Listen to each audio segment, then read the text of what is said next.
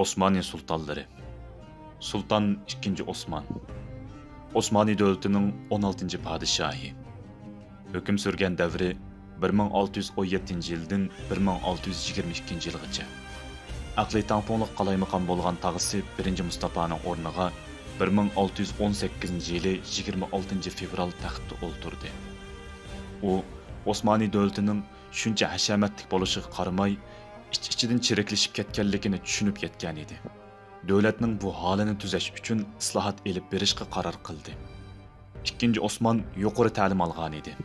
U arab, faris, grek, latin va italiya tillarini biladi. Adabiyot, jug'rofiya va tarix sohalarida ilgirlagan bo'lib, bovlariga o'xshash usta shoir edi.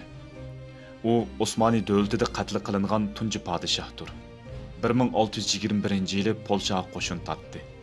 Xotin qo'rg'ini qo'rish oldi. Urush 1621 yili Xotin kelishim nomasi bilan oxirlashdi. Ikkinchi Osman Shayxul Islomning huquq doirasini taraytdi. Kapi Quli qo'shinining intizomsiz harakat qilishi sababli bu qo'shinni amaldan qoldirishni qaror qildi.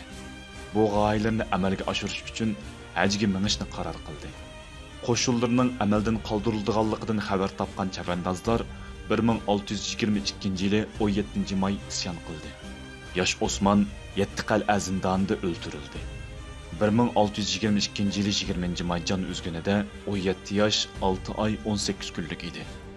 Sultan Ahmad masjidiga elib berilib, 1. Ahmadning qabrisiga dafn qilindi. 2. Osman davrida 1621 yili qishda Galata bilan Istanbul orasida muz tutdi.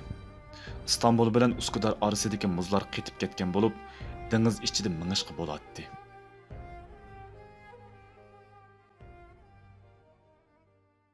اذكر الصديق فخرا وابن عفان البعر سلان والفاتح عثمان وابنة شفين والغازي سليمان اسأل الرومان عنهم والمجوس